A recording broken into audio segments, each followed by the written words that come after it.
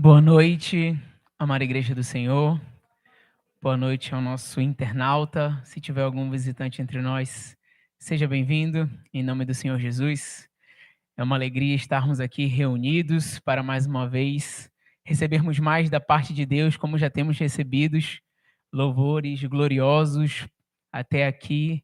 Só esses louvores eu acho que já seriam suficientes para nós sairmos daqui cheios de Deus, mas Deus ainda tem mais para derramar em nossas vidas aqui neste lugar.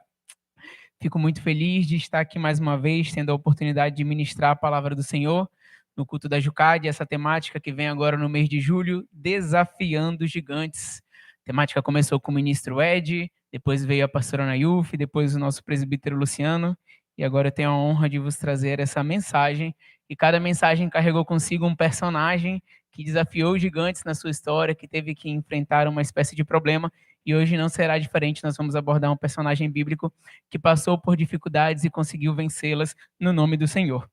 Quando a liderança da Jucade começou a pautar a temática do mês de julho, nós tivemos a ideia de pautar sobre coragem, porque a coragem, ela é uma virtude, e uma virtude que nós, como filhos de Deus, precisamos ter em nossos corações. A coragem é uma virtude que nós devemos ter latentes em nossos corações. E a coragem, diferentemente do que muitos pensam, não é a ausência de medo. Quando uma pessoa é corajosa, não significa que ela não tem medo. A coragem não é a ausência do medo. A coragem é a capacidade de enfrentar o medo. O medo é um sentimento muito presente na humanidade. Em algum momento, cada um de nós já passou por uma circunstância ou adversidade onde sentiu medo. Em algum momento, seja criança, bebê, jovem, adolescente, você sentiu medo em alguma circunstância na sua vida. E o medo ele vem para tentar nos paralisar, para tentar nos deixar inerte, para tentar nos deixar imóveis. E é por isso que uma das ordens mais presentes na Bíblia é não temas, para que perante ao medo nós não venhamos a temer, nós não venhamos a ficar paralisados. É por isso que a coragem é uma virtude que tem que estar presente em nossas vidas, presente em nossos corações. Precisamos ser corajosos para que diante de gigantes, diante de desafios, diante de adversidades que venham a se levantar contra as nossas vidas, possamos nos manter firmes, possamos nos manter de pé, possamos prosseguir a nossa caminhada em Cristo, jamais deixando o medo nos paralisar, mas sempre com a coragem, seguindo e prosseguindo. E a coragem, ela é a única virtude que não pode ser fingida. Se nós pegarmos as virtudes que nós temos em nossas vidas, não tem como uma pessoa fingir ser corajosa. Eu posso estar aqui na igreja e fingir estar feliz, ficar sorrindo para todo mundo.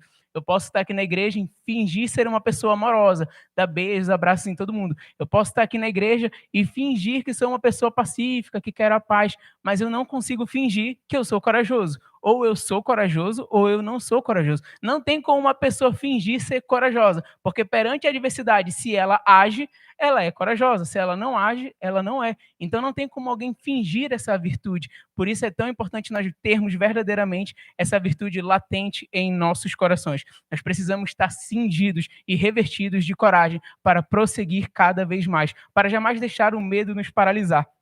E é exatamente sobre essa virtude, sobre a coragem que nós vamos abordar a nossa palavra essa noite. Para darmos início à mensagem, e o próprio livro já entrega o nosso personagem, vamos abrir em Daniel. Vamos abrir em Daniel no seu capítulo 1. Nós vamos ler esse capítulo por inteiro, vai ser uma leitura extensa, então peço que a amada igreja preste bastante atenção. Daniel, seu capítulo 1, o capítulo inteiro são dos versos 1 a 21. Daniel 1, dos versículos 1 a 21. Eu vou pedir para que o nosso amado pastor Afrânio faça essa leitura, e em seguida nos dirija em oração. Daniel 1, de 1 a 21.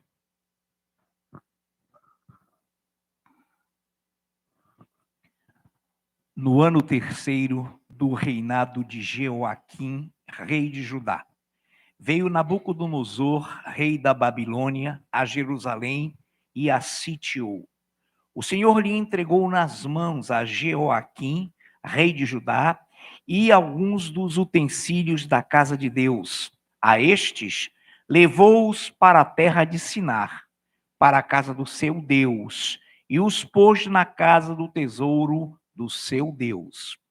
Disse o rei a Aspenaz, chefe dos seus eunucos, que trouxesse alguns dos filhos de Israel, tanto da linhagem real como dos nobres, jovens sem nenhum defeito, de boa aparência, instruídos em toda a sabedoria, doutos em ciência, versados no conhecimento e que fossem competentes para assistirem no palácio do rei e lhes ensinasse a cultura e a língua dos caldeus. Determinou-lhes o rei a ração diária, das finas iguarias da mesa real e do vinho que ele bebia, e que assim fossem mantidos por 3 anos, ao cabo dos quais assistiriam diante do rei. Entre eles se achavam, dos filhos de Judá, Daniel, Ananias, Misael e Azarias. O chefe dos eunucos lhes pôs outros nomes, a saber, a Daniel, o nome de Beltesazar, a Ananias, o nome de Sadraque, a Misael, o nome de Mesaque, e a Azarias, o nome de Abidnego. Resolveu Daniel firmemente não contaminar-se com as finas iguarias do rei, nem com o vinho que ele bebia. Então, pediu ao chefe dos eunucos que lhe permitisse não contaminar-se. Ora, Deus concedeu a Daniel misericórdia e compreensão da parte do chefe dos eunucos. Disse o chefe dos eunucos a Daniel: tenho medo do meu senhor, o rei, que determinou a vossa comida e a vossa bebida, porque, pois, veria ele o vosso rosto mais abatido do que os dos outros jovens da vossa idade? Assim poreis em perigo a minha cabeça para com o rei. Então disse Daniel ao cozinheiro-chefe, a quem o chefe dos eunucos havia encarregado de cuidar de Daniel, Ananias, Misael e Azarias: experimenta, peço-te, os teus servos 10 dias, e que se nos deem legumes a comer e água a beber. Então se veja diante de ti a nossa aparência e a dos jovens que comem das finas iguarias do rei. E, segundo vires, age com os teus servos. Ele atendeu e os experimentou 10 dias. No fim dos 10 dias, a sua aparência era melhor. Estavam eles mais robustos do que todos os jovens que comiam das finas iguarias do rei. Com isto, o cozinheiro-chefe tirou deles as finas iguarias e o vinho que deviam beber e lhes dava legumes. Ora, a esses 4 jovens de Deus, Deus deu o conhecimento e a inteligência em toda a cultura e sabedoria. Mas a Daniel deu inteligência de todas as visões e sonhos. Vencido o tempo determinado pelo rei para que os trouxessem, o chefe dos eunucos trouxe à presença do rei Nabucodonosor. Então o rei falou com eles e, entre todos, não foram achados outros como Daniel, Ananias, Misael e Azarias. Por isso, passaram a assistir diante do rei. Em toda a matéria de sabedoria e de inteligência sobre o que o rei lhes fez perguntas, os achou 10 vezes mais doutos do que todos os magos e encantadores que havia em todo o seu reino. Então, aliás, Daniel continuou até ao 1º ano do rei Ciro. Deus vivo, exaltado e glorificado seja o teu nome por esse momento de comunhão, quando já nos reunimos, elaboramos e executamos a oração de 5 minutos, tivemos uma linda e maravilhosa ministração, lindos e maravilhosos louvores, e agora com certeza, Pai, capacita-nos, unge-nos para que possamos absorver, recepcionar essa palavra vinda do trono, já colocada no coração do teu servo, ministro Lucas André, já devidamente ungido pelo teu Espírito Santo.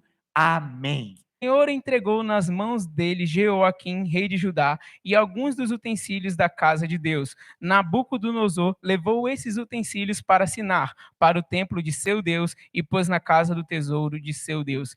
Então aqui nós vemos a queda de Judá. Judá aqui não cai, ela não é derrotada, por ser mais fraca que a Babilônia, porque Judá era bem menor que a Babilônia naquela época era um império e reinava sobre todo o mundo, e isso é inquestionável, mas Judá cai aqui pelo seu pecado. Deus já havia utilizado os seus profetas para alertar Judá, para alertar Jerusalém e falar que caso eles se voltassem para Deus, Deus os guardaria. Então, eles não ouvem os profetas, eles não ouvem o que os homens de Deus haviam falado e eles permanecem em pecado. E a partir do momento que eles permanecem em pecado, o versículo 2 diz que o próprio Senhor entregou eles nas mãos de Nabucodonosor. Deus permitiu com que essa adversidade acontecesse como consequência do pecado deles. E ali vem o reino da Babilônia, veio o império da Babilônia, cerca a cidade de Jerusalém, cerca Judá, invade, rouba,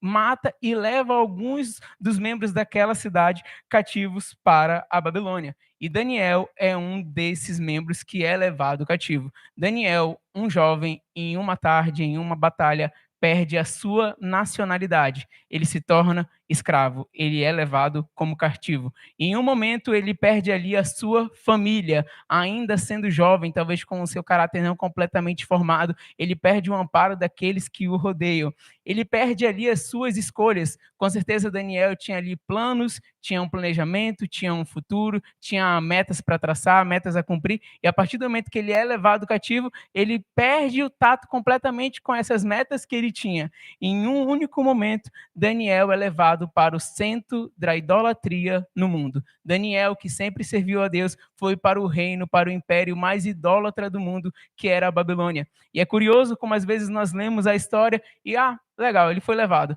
mas nós não nos colocamos nessa posição. Imagina que nós estivéssemos lá em Judá, em algum momento chega a notícia que a Babilônia sitiou a nossa cidade, de repente a Babilônia invadiu a nossa cidade, pessoas estão morrendo e de repente você é tirado ali do seu conforto, da sua casa e levado cativo para um reino distante, para um local onde a adoração a Deus não é o padrão, um local onde a idolatria é o padrão. Perante esse cenário de adversidade, creio que muitos de nós temeríamos. Eu creio que Daniel também temeu, mas Daniel não se deixou paralisar. Daniel teve coragem. Diante de tudo isso, ele não se entrega ao medo. Diante de todas essas adversidades já citadas aqui, ele permanece firme, ele permanece de pé. Nós vivemos em uma nação que está se corrompendo. Nós vivemos em um país que, infelizmente, tem se corrompido. Cada vez mais nós vemos valores invertidos, nós vemos princípios perdidos, nós vemos as coisas se perdendo com o decorrer dos tempos, e mesmo pressionados, e mesmo seguindo contra o fluxo do mundo, não podemos jamais temer. Nós devemos continuar, nós devemos prosseguir. O medo não pode ser aquilo que nos paralisa. Nós devemos continuar seguindo a nossa caminhada, firmes no Senhor. Assim como Daniel, apesar das dificuldades, apesar de tudo aquilo que o cercava, ele se manteve firme, ele teve a coragem e a integridade para se manter fiel ao Senhor. Então, perante esse cenário de dor, perante esse cenário completamente hostil, um cenário onde ele se sentia pressionado por tudo que estava ao seu redor, ele teve coragem. E assim nós devemos ser. Quando as coisas fugirem do nosso controle, quando as coisas começarem a nos pressionar, quando a pressão adversa for maior do que aquilo que nós sentimos como positivo, nós não podemos e nem devemos deixar esse medo nos paralisar. Nós devemos nos manter firmes, nós devemos nos cingir de coragem para continuarmos a nossa caminhada. Além de Daniel se manter firme perante esse cenário de dor, Daniel se mantém firme apesar das seduções que se apresentam a ele. Nos versos 3 e 4, a palavra de Deus nos diz: depois o rei ordenou a Apenais, chefe dos eunucos, que trouxessem alguns dos filhos de Israel, tanto da linhagem real como dos nobres, jovens sem nenhum defeito, de boa aparência, sábios, instruídos, versados no conhecimento e que fossem competentes para servirem no palácio real, e que Apenais lhe ensinassem a cultura e a linguagem dos caldeus. Então, Daniel é levado para a Babilônia. Daniel é levado para o maior império do mundo, e ele é levado para dentro do palácio. Ele é levado para dentro do palácio do maior reinado do mundo, e a função dele ali é, caso ele prossiga bem, em 3 anos de aprendizagem que ele teria ali, como já foi lido pelo nosso pastor, ele serviria o rei. Daniel é levado para o maior palácio do maior reino, da maior autoridade do mundo. E ali o versículo 5 e 6, a palavra de Deus nos fala: o rei determinou que eles recebessem uma alimentação diária, tirada das finas iguarias da mesa real e do vinho que ele bebia. Os jovens deveriam ser educados aos longos de 3 anos e, no final desse período, passariam a servir o rei. Entre eles se achavam Daniel, Ananias, Misael e Azarias, que eram da tribo de Judá. Então, aqui, quando eles chegam lá, no maior palácio, perante o maior rei, o rei determina o cardápio que aqueles jovens deveriam comer. O rei determina o que aqueles jovens deveriam se alimentar. E o rei fala, o rei determina que eles deveriam se alimentar das finas iguarias da mesa real e do vinho que o rei bebia. E é curioso porque nós podemos questionar por que o rei, por que Nabucodonosor se preocupou com que aqueles jovens que eram cativos iriam se alimentar. Por que o rei escolheu o alimento deles, sendo que o rei com certeza deveria ter um copeiro, um cozinheiro-chefe, um chefe de cozinha, uma cozinha toda equipada, mas ele não deixou essa atribuição para os seus cozinheiros e nem para os chefes. Ele mesmo determinou. O maior rei do maior império à época determinou o que aqueles jovens deveriam comer.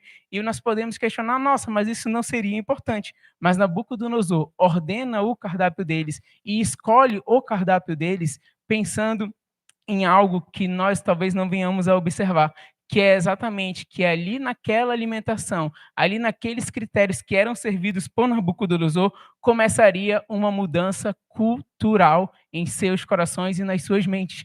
Eles não estavam acostumados a comer aquilo em Judá, e a partir do momento que eles começam a ingerir esse tipo de alimentos na Babilônia, eles vão cedendo, vão começando a se envolver na cultura da Babilônia, vão começando a se envolver na cultura daquele império, vão começando a se envolver na cultura daquele lugar. E ali pode parecer algo tolo, algo até leso, é só uma comida, é só uma bebida, mas a partir do momento que foram abrindo-se ali concessões, é só isso, é só aquilo, a intenção ali era que eles perdessem completamente o vínculo com Judá. No verso 7, a palavra de Deus nos diz: o chefe dos eunucos lhe deu outros nomes, a saber, Daniel, o de Belsazar, Ananias, o de Sadraque, a Misael, o de Mesaque, o de Azarias, Abidnego. Então, eles queriam que eles mudassem a percepção que eles tinham em Judá, que eles começassem a ceder, começassem a se alimentar de forma diferente, a se nomear de forma diferente,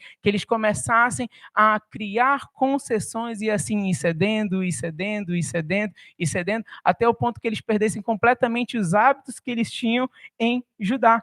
Ali, muitos jovens, com certeza, não tiveram um posicionamento que nós já sabemos que Daniel teve juntamente com seus amigos de não se contaminar com essa espécie de alimento. Imagina esses jovens sentando à mesa, comendo, e aí ele foi cedendo, uma concessão aqui, uma concessão ali, e pouco a pouco, eles foram perdendo os hábitos que eles tinham em Judá. Aquela liturgia do Império Babilônico foi entrando no coração daqueles jovens, a salvo Daniel, Sadraque, Mesaque e Abidnego, que não se contaminaram com isso. Mas quantos foram levados com eles e foram se contaminando? E aquela liturgia começou a entrar, e aquela liturgia começou a fazer parte das vidas daquelas pessoas. E assim é nas nossas vidas. Nós não podemos nos deixar contaminar, nós não podemos nos deixar levar, nós não podemos abrir essas concessões. É só um pouquinho, é só um negocinho, isso aqui ninguém vai ver, porque são com essas concessões, é mudando os nossos hábitos, é mudando a nossa rotina que nós podemos vir a cair.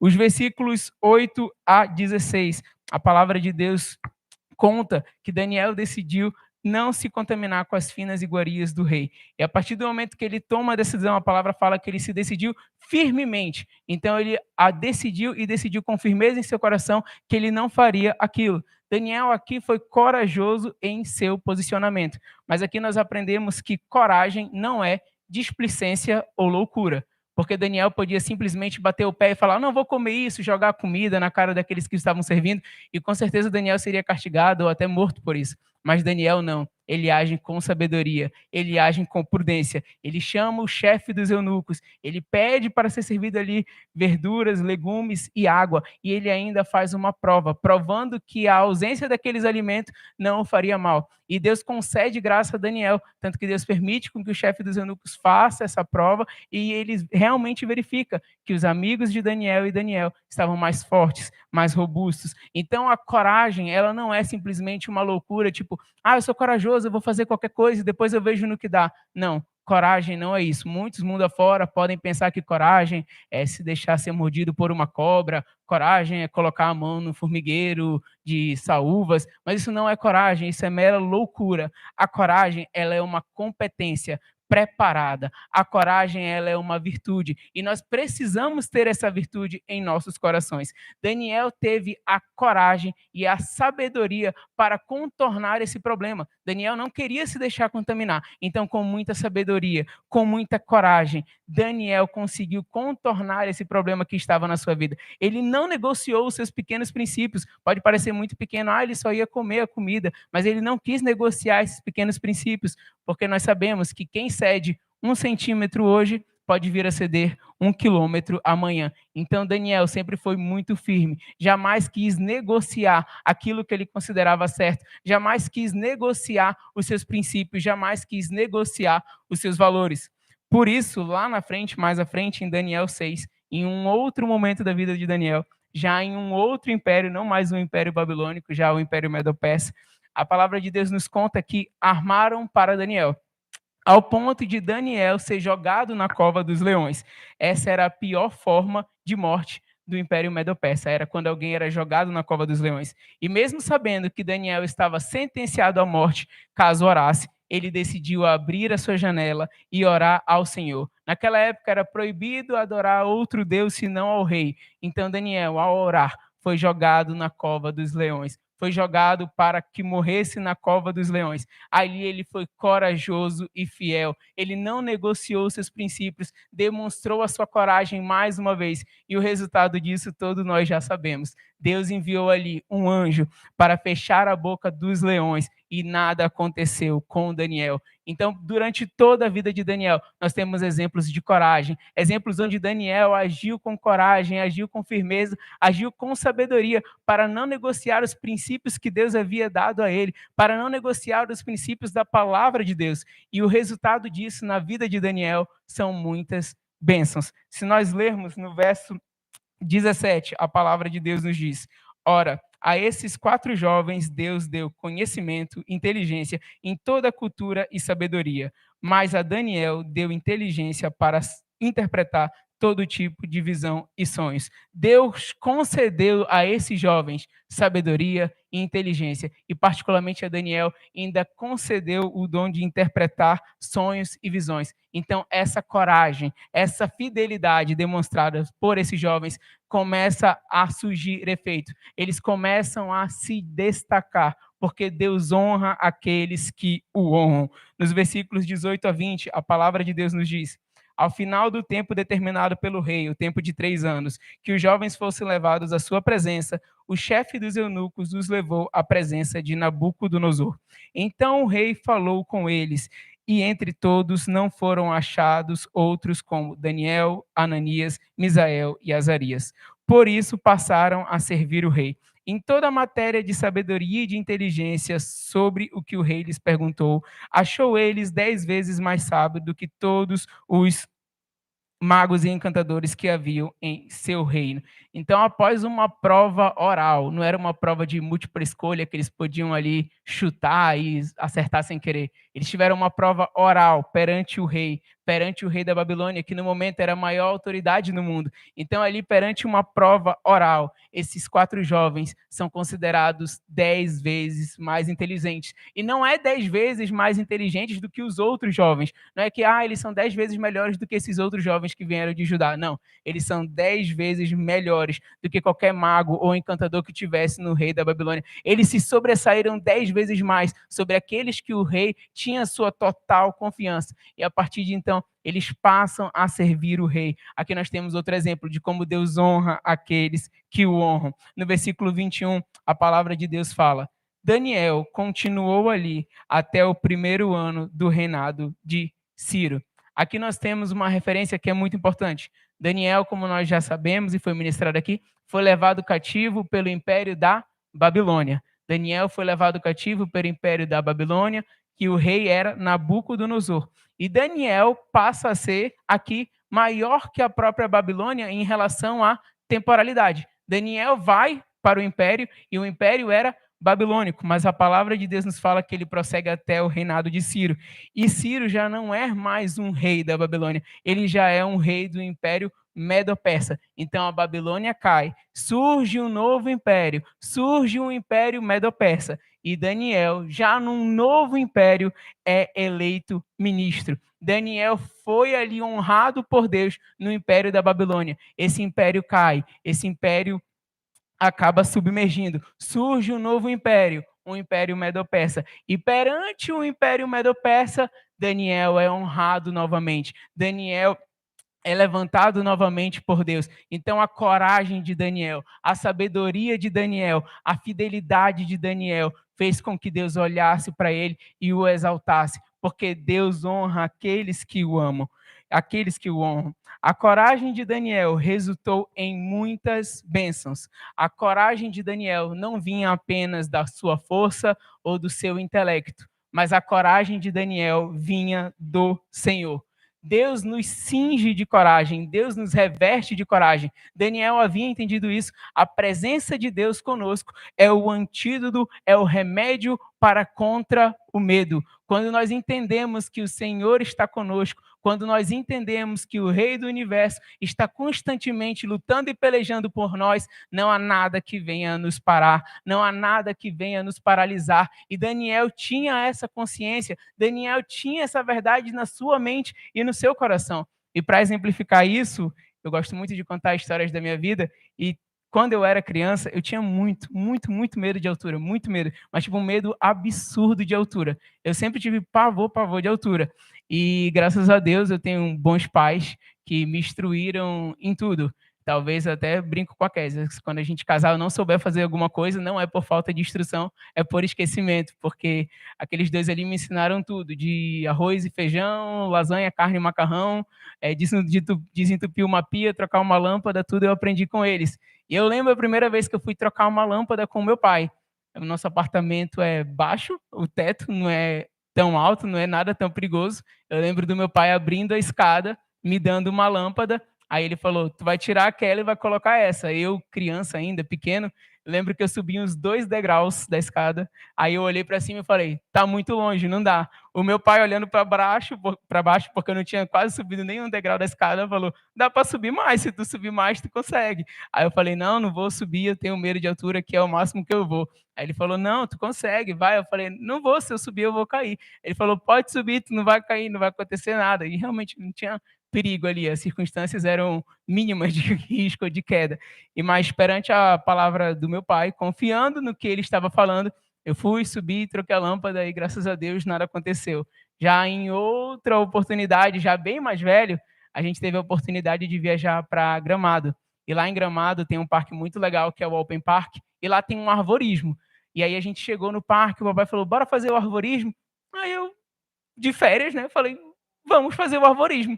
E eu nem sabia o que era arvorismo, eu nunca tinha feito arvorismo. Eu só falei, vamos, deve ser algo muito legal. Para quem não sabe, arvorismo é uma prática, tem uma árvore muito alta, aí você fica trocando de árvore em árvore, tem estações, você vai por uma ponte suspensa, trilha, essas coisas, tudo suspensa, trocando de árvore em árvore. Só que eu não sabia que era assim. Então eu falei, vamos. Quando chegou lá, que eu vi o que era, eu falei, não vou. É um negócio alto. A gente foi no arvorismo, o arvorismo, as árvores tinham 20 metros de altura.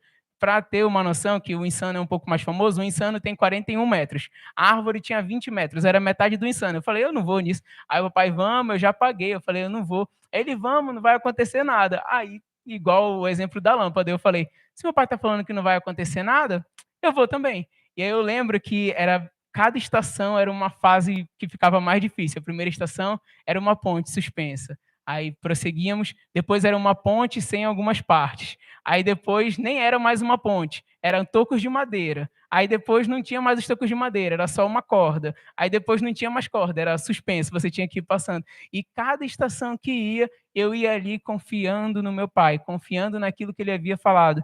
E assim é em nossas vidas. Se Deus fala que nós não precisamos temer, se Deus ordena que nós não precisamos temer as adversidades, temer as provações, nós devemos nos apegar a essa verdade. Nós devemos nos apegar na palavra de nosso Deus. Nós devemos nos apegar naquilo que o nosso Pai Celestial fala. Não devemos em nenhum momento permitir ou deixar com que o medo nos paralise. Gigantes virão, dificuldades virão, provações virão, circunstâncias completamente adversas podem se levantar contra nós, mas se o nosso Deus está conosco, se o nosso Deus está ao nosso lado, nós não temos por que temer, porque Ele está conosco, porque Ele se faz presente ali. Então não importa o gigante, não importa o problema, não importa a fase, não importa a etapa, não importa realmente o que você está vivendo. Se você está firme e está com o Senhor ao seu lado, você pode prosseguir sem medo, porque Ele vai te guiar, Ele vai te sustentar. Eu lembro quando eu estava nessa transição da vida